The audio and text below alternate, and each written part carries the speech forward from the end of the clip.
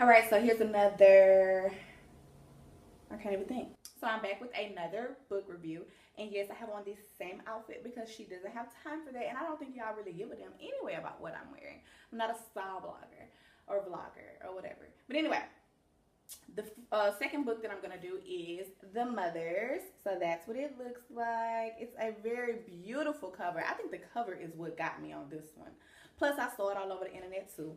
So I'll be trying to keep up because, you know, that's what real writers do. We read. So, yeah.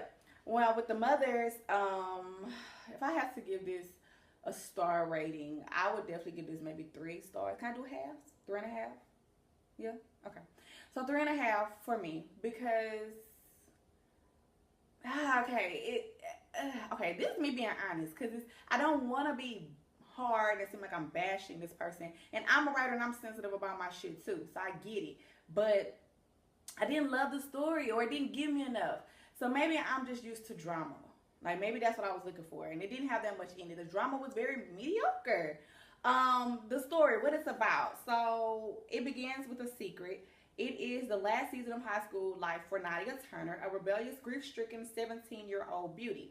Mourning her mother's recent death, she takes up with the local pastor's 21-year-old son, Luke. They're young, it's not serious. But the secret that results from this teen romance and the subsequent cover-up will have an impact that goes far beyond their youth. As Nadia hides the truth from everyone, including Aubrey, her best friend, the years move quickly.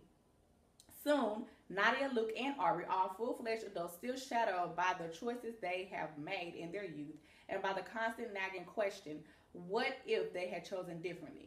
The possibilities of the road not taken are a relentless haunt. An urgent and provocative debut for an important new voice, The Mothers is a book about community and ambition, love and friendship, and living up to the expectation in contemporary Black America. All right, so off the rip, I'm going to go ahead and say maybe spoiler alert, but not really, because it's evident that when they talk about the secret, that's what they start off with. She had an abortion. I mean, come on, she's taking up with Luke. That's what they said. What else could come from that? A baby, right? So I wasn't sure if it was abortion or if it was a adoption type thing by reading this, but it's an abortion. First of all, she's 17 and messing with a 21-year-old. That's aggressive, but I mean it happens. So hey, I think I was 17 and my boo was 19 at the time. So you know, I mean they don't care. It's different, but anyway. This book gets 3.5 stars for me because one, it didn't hold true to its title. So the title Mothers, the Mothers comes from the church mothers, the mothers in the Black church. Now, I don't know about other people, but in Black Baptist Christian churches, you have these people who are your elders, the people who look out for you, but they're hard on you at the same time. These are the mothers. They're the ones that have the big hats on and they passing peppermints down the pew to the people at the other end of the pew.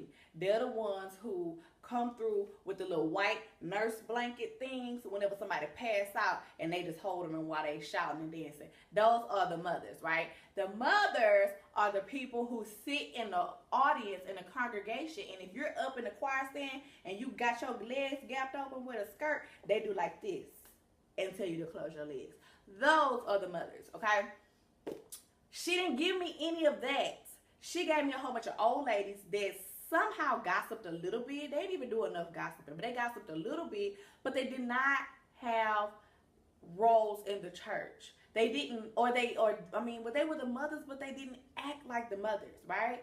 And so that bothered me. And so I know I did the review about The Hate You Give. And I mentioned Angie Thomas, who is the author for that, being from the South. Now, this particular author, Brit Bennett, this is her first book, just like that was Angie's first book. But Brit Bennett is actually from California, I believe. And she went to Michigan for college. And I think she lives somewhere else too. But either way it goes, she's not from the South. So maybe there's a disconnect there because of, you know, geographics, like where she lived and stuff. Like maybe that's a thing. I'm assuming. I'm going to give her the benefit of the doubt. That's what it is. She didn't really have that Southern mother presence in the church that she obviously is referring to.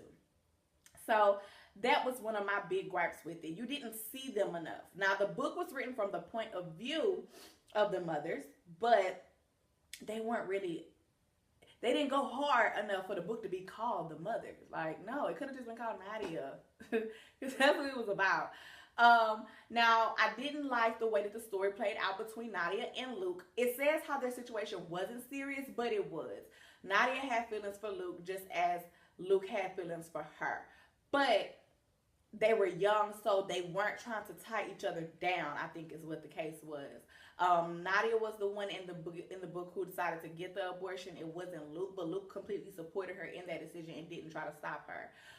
There were Luke's parents.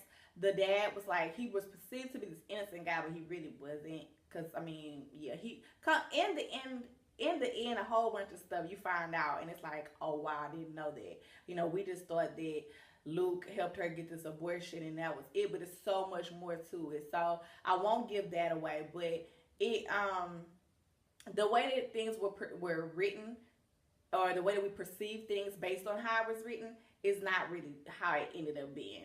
Aubrey, which they mentioned as her best friend, she became her best friend, you know, like after all of this stuff happened. So Aubrey wasn't really present for a lot of what happened with her mother passing away, with her, who else? With her having the abortion. Aubrey didn't know about any of that, okay? So I'm not going to say what actually happens, which ties Aubrey into all of this, but Aubrey gets tied into all of this, and it's really, really messed up. I don't like how they try to paint Nadia to be this bad, promiscuous girl. And I would hate to say bad, but they did what she did. To me, she made Nadia seem like she was broken and she was just trying to escape something. And perhaps she was, but I didn't like the way that her character was really written. They made her seem like kind of heartless in a way. And they made Aubrey seem like an angel. And I'm not saying that Aubrey wasn't, because that's how they painted her. But I didn't like that. It was like the good girl, bad girl thing. And I was like, Now, what I did like was that usually, I'm trying to make sure I watch what I say. What I did like, I guess, is like in a sense, we often in real life see where the bad girl wins, right? So like, and I hate to say bad girl, but you know, the people who do things that the majority rules as unethical, right? So you get the people like the Black Chinas and all of them, like you got a baby by Rob Kardashian, like, girl, you set for life, like those type of things. And I'm just being funny, but you get people who do those types of things, and we be like, man, I'm over here trying to live my life right, and I'm struggling to pay my rent, but here they go, and you making $100,000 in a night, shaking your behind, like, dang, you know, that type of thing. Well, in the book, the good girl kind of does get the upper hand, kind of, but not really. You know, where they try, like Nadia, like I said, she wasn't really a bad girl, but she's the girl that you're jealous of, basically. And she kind of, you know, her story just fades. And that was the thing too. There was a lot of open-ended questions towards the end of the book. Like, I mean, I know books have to end, but like, it wasn't as open-ended to the point where it needs to be a part 2. But I wouldn't be surprised if there is a part 2, but I doubt it. But I wouldn't be surprised if it is a part 2, because we got questions, right? So I need to know what happens with Nadia, because Nadia ends up leaving town to go to college, and she comes home for certain reasons, and then she ends up finally going back. And then then she comes back home again, and it's like, okay, why is she here? Everything is leveled out, so why is she here? And it kind of ended the book on that note. Like, so I want to know, why was she there? The mothers, they ain't do nothing else, but they assumed that she was there for a particular reason, which I won't share. But that wasn't strong enough. Like, I need to know why she's back. So maybe we'll get a part 2. Who knows? But yeah. What else? The things that even happened with Luke. Luke, his character, at one point I was Team Luke, because come to find out he did want the baby. But then I became Team Nobody, because Luke just threw me for a loop. Like, he was tripping and he was selfish at times as well. And I just didn't feel like he deserved some. Everybody deserves happiness. But let me be a human. I didn't feel like he deserved the happy ending, quote unquote, that he got.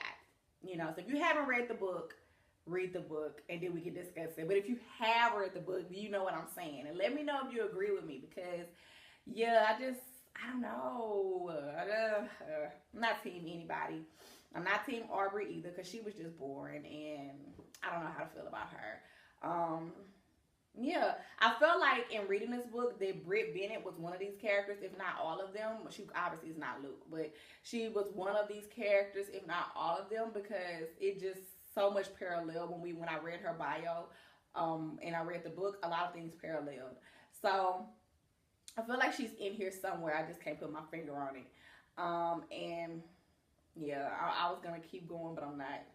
So, like I said, if you've read the book, let's discuss it. This is fun. Like I mentioned before, I do have a book club, which is called Brown Girls Who Read. So if you are any shade of brown, you are free to join. You do not have to pay. We do monthly meetups here in Houston, and we do other events in Houston as well that aren't specifically pertaining to Black girls who Lord Jesus, that are specifically pertaining to brown girls who read, but it is, we make it a Brown Girls Who Read event, right? We just show up and we do things. So if you want to join, come through. If you're not in Houston, you can still join, because we do have a Facebook group and an Instagram page and all of that where we kind of keep up with each other. And yeah, so the links will be below for that. If you want to make a suggestion on a book that we should read, I am in full support of indie authors. So if you want us to read your book, send me something and we'll talk about it. Send me an email, which will be in the description box below, and we can talk about, if your book could be a good fit for us or not. So I hope you guys enjoyed the review. I hope I gave you something, like I actually talked about the book, because I'm good for just talking. But yeah, I hope you guys enjoyed it. If you did, thumbs up. Please subscribe to the video.